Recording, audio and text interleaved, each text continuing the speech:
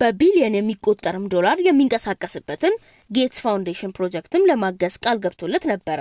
ነገር ግን ይህ ሁሉ ትብብር በስተጀርባው ጥልቅ ወጥመድ ነበረው።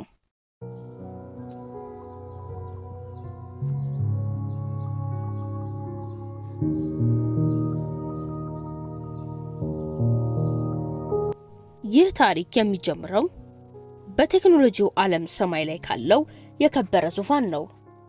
ቢል ጌትስ ለዓለም የበጎ አድራጎት አባት፣ የክትባት ንጉስ እናም የዓለማችን እጅግ ብልህ ሰው ተደርጎ የሚታየው ስብዕና። ነገር ግን በ2011 ዓለም ባላወቀው መልኩ ይህ ታላቅ ሰው ወደ አንድ ጨለማ ጥግ መሄድ ጀመረ። ያ ጥግ ደግሞ የጄፍሪ ኤፕስቲን መኖሪያ ቤት ነበረ። መርማሪዎች መጀመሪያ የሚጠይቁት ጥያቄ ቢል ጌትስ ምን ጎደለው የሚል ነው። ገንዘብ አለው፣ ዝና አለው፣ ቤተሰብም አለው። ታዲያ ለምን በወሲብ ንግድና በህፃናት ዝውውር ስሙ የጠቆረውን እንዲያውም በ2008 በይፋ ወንጀለኛ ተብሎ የተፈረጀበትን ሰው ለማግኘት ፈለገ? እዚህ ጋር ነው እንግዲህ የስልጣን ጥማትና የዝና ፍለጋ ሚስጥራዊ መንገድ የሚገለጠው። ጄፍሪ ኤፕስታይን ተራ ወንጀለኛ አልነበረም።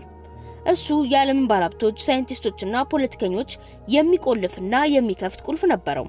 መርማሪዎች የደረሱባቸው መረጃዎች እንደሚያሳዩት ቢል ጌትስ ከኤፕስቲን ጋር የነበረው ግንኙነት ዋናው ማጠንጠኛ የኖቤል የሰላም ሽልማት ነበረ። ቢል ጌትስ በዓለም ላይ ሁሉም ነገር አግኝቷል። የቀረው አንድ ነገር ብቻ ነው፣ ያቺ የክብር ሜዳሊያ። ኤፕስታይን ደግሞ በኖርዌይ የኖቤል ኮሚቴ ውስጥ ካሉ ሰዎች ጋር የጠበቀ ግንኙነት እንዳለው ለጌትስ ነገረው። ጌትስም ያንን ክብር ለማግኘት ሲል ኤፕስቲን ካቀረበለት የምሽት ድግሶችና ሚስጥራዊ ስብሰባዎች ራሱን ማግለል አልቻለም። መርማሪዎች የኤፕስቲን የገበያ መዝገብ ሲመረምሩ አስደንጋጭ ነገር አገኙ። ቢል ጌትስ በኒውዮርክ በሚገኘው ኤፕስቲን ቅንጡ መኖሪያ ቤት ውስጥ ለሰዓታት አንዳንዴም እስከ ሌሊቱ 6 ሰዓት ድረስ ይቆይ ነበር። ጌትስ ስለ በጎ አድራጎት ልንመካከር ነው ቢልም የኤፕስቲን ቤት ግን የበጎ አድራጎት መስሪያ ቤት ሳይሆን በዓለም ላይ እጅግ አሳፋሪ ድርጊቶች የሚፈጸሙበት ስፍራ እንደነበር ይታወቃል። ጌትስ በገዛ ምሽቶቹ ምን ያደርግ ነበር? ለምንስ ሜሊንዳ ጌትስን ይዞ አይሄድም ነበር? እውነታው ቢል ጌትስ በዛን ወቅት ከቤተሰብ ቁጥጥር ውጪ የሆነ ሌላ ህይወት መኖር ጀምሮ እንደነበር ያሳያል። ኤፕስቲን ለጌትስ አዳዲስ ሳይንቲስቶች፣ ቆንጆ ሴቶችና ከፍተኛ ባለስልጣናትን ያስተዋውቀው ነበር። ጌትስም በዚህ ምስጢራዊ ክበብ ውስጥ መገኘቱ ልዩ ስሜት ሰጥቶት ነበር። እንግዲህ አስቡት፣ ታላቁ ባለሀብት በዛን ወቅት የማይክሮሶፍት የደህንነት ሰራተኞችና የቢል ጌትስ የቅርብ አማካሪዎች ይህ ግንኙነት አደገኛ መሆኑን ተረድተው ነበር። ቢል ይሄ ሰውዬ ስሙ የጠቆረ ነው፣ ከሱ ጋር መታየትን ስምህን ያጠፋዋል የሚሉ ማስጠንቀቂያዎችም ደርሰውት ነበር። ጌትስ ግን ማስጠንቀቂያውን ችላ አለው። እሱ ካለበት ግንኙነት እኔ ጥቅም ብቻ ነው የሚወስደው የሚል እምነት ነበረው። ነገር ግን ኤፕስቲን ስሙን የሚይዘው በጥቅም ብቻ ሳይሆን በሚስጥር ጭምር እንደሆነ ጌትስን የዘነጋው ትልቅ ሀቅ ነበር። ኤፕስቲን ለጌትስ የገንዘብ ማስተላለፊያ መንገዶች ያመቻችለት ነበር። በቢሊየን የሚቆጠርም ዶላር የሚንቀሳቀስበትን ጌትስ ፋውንዴሽን ፕሮጀክትም ለማገዝ ቃል ገብቶለት ነበር። ነገር ግን ይህ ሁሉ ትብብር በስተጀርባው ጥልቅ ወጥመድ ነበረው። መርማሪዎች ሁሌም እንደሚሉት የአንድ ሰው ውድቀት የሚጀምረው ከቤቱ ነው። ቢል ጌትስ በዓለም መድረክ ላይ ዓለምን አድናለሁ እያለ ንግግር በሚያደርግበት ወቅት በገዛ ቤቱ ውስጥ ግን በጥርጣሬና በንዴት የተሞላ ጥቁር ደመና ተጋርዶ ነበር። የዚህ ደመና ምንጭ ደግሞ ሜሊንዳ ጌትስ ባሏ ከጄፍሪ ኤፕስቲን ጋር ስላለው ግንኙነት የደረሰችበት መረጃ ነው። ታሪኩ የሚጀምረው እንደ አውሮፓውያን አቆጣጠር በ2013 ዓ.ም ነው። ሜሊንዳ ጌትስ ለዓመታት ባሏ ስራ ነው እያለ ወደ ኤፕስታይን ቤት መሄዱ አልተዋጠላትም ነበር። በመጨረሻም ይህ ሰው ማን እንደሆነ በገዛ አይኗ ለማየት ወሰነች። በኒውዮርክ በሚገኘው የኤፕስቲን ቅንጡ መኖሪያ ቤት ውስጥም ቢልና ሜሊንዳ ከኤፕስቲን ጋር ተገናኙ። ያ ስብሰባ ግን ሜሊንዳ ፈጽሞ ያልጠበቀችው ነበር። ከስብሰባው እንደወጣች ለቅርብ ጓደኞቿ እንደተናገረችው በኤፕስቲን ዙሪያ የሚታየው ጨለማና በቤት ውስጥ የሚታየው ድባብ ክፉኛ አስደንግጧታል። ለቢልም እንዲህ አለችው፣ ይህ ሰው አደገኛ ነው፣ ከዚህ በኋላ ከሱ ጋር ግንኙነት እንዲኖር አልፈቅድም። ሜሊንዳ የኤፕስቲን ወንጀለኛነት ብቻ ሳይሆን በባሏ ላይ ያለውንም ተጽዕኖ ጭምር ፈርታ ነበር። ቢል ግን ለባለቤቱ እሺ ቢልም በስተጀርባ ግንኙነቱን አላቋረጠም ነበር። መርማሪዎች የደረሱባቸው የጉዞ ሰነዶች እንደሚያሳዩት ቢል ጌትስ በኤፕስቲን የግል አውሮፕላን ሎሊታ ኤክስፕረስ ተብሎ በሚጠራው ተሳፍሮ ወደ ፓልም ቢች ተጉዟል። ይህ ጉዞ ግን በይፋ አልተመዘገበም ነበር። ሜሊንዳ ባሏ አሁንም ከኤፕስቲን ጋር እንደሚገናኝ ስታውቅ ጥርጣሬ ወደ ምርመራ ተቀየረ። የቢልን ካላንደርና የደህንነት ሰራተኞቹን እንቅስቃሴ መከታተል ጀመረች። ቢል ጌትስ ለዓለም በጎ አድራጊ ቢሆንም ለባለቤቱ ግን ሚስጥር የሚደብቅ በውሸት የተበተበ ሰው ሆነባት። በቤት ውስጥ የሚደረጉ ጭቅጭቆችም በሩ ተዘግቶባቸው ቢቆዩም በመካከላቸው ያለው የመተማመን ግንብ በግንብ መናድ ጀመረ። ብዙ ሰው ቢልና ሜሊንዳ በ21 የተፋቱት በድንገት ይመስለዋል። ነገር ግን መርማሪዎች ያገኙት መረጃ ሌላ ነው። ሜሊንዳ ከፍቺ ጠበቆች ጋር ሚስጥራዊ ንግግር የጀመረችው በ2019 ነው። የዓመት ደግሞ ጄፍሪ ኤፕስቲን በቁጥጥር ስር የዋለበትና የቢል ጌትስ ስም በሰከንዶች ውስጥ ጎልቶ የወጣበት ወቅት ነበረ። ሜሊንዳ በጋዜጣ ላይ የባሏን ስም ከኤፕስቲን ጋር ተያይዞ ስታነብ በቃኝ አለች። ይህ ፍቺ ለገንዘብ አልነበረም። ሜሊንዳ ራሷ ቢሊየነር ናት። ይህ ፍቺ የሞራል ፍቺ ነበረ። ባሏን ከእንደዚህ አይነት ጭራቅ ጋር ማየቷ ክብሯንና እምነቷን የሚነካ ሆነባት። ጌትስ ትዳሩን ለማዳን የፈለገውን ያህል በቢሊዮን ዶላር ቢያልፍም ሜሊንዳ ግን የወሰነችው ውሳኔ የማይመለስ ነበረ።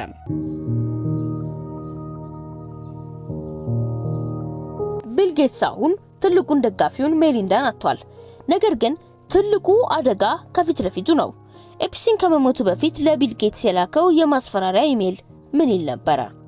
ቢል ጌትስ ከማይክሮሶፍት ውስጥ የደበቃቸው ሌሎች ሴቶችስ እነማን ናቸው? መርማሪዎች አንድ ትልቅ ጥያቄ ነበራቸው። ኤፕስቲን በቢል ጌትስ ላይ ምን አይነት ስልጣን ነበረው?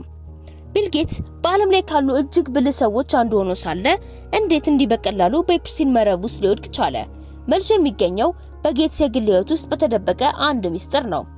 እንደ አውሮፓውያን አቆጣጠር በ2010 አካባቢ ቢል ጌትስ ሚላ አንቶኖቫ ከምትባል አንዲት ወጣት ሩሲያዊት የብሪጅ ካርታ ተጫዋች ጋር ተገናኘ። ጌትስ ለካርታ ጨዋታ ያለው ፍቅር እንግዲህ ይታወቃል።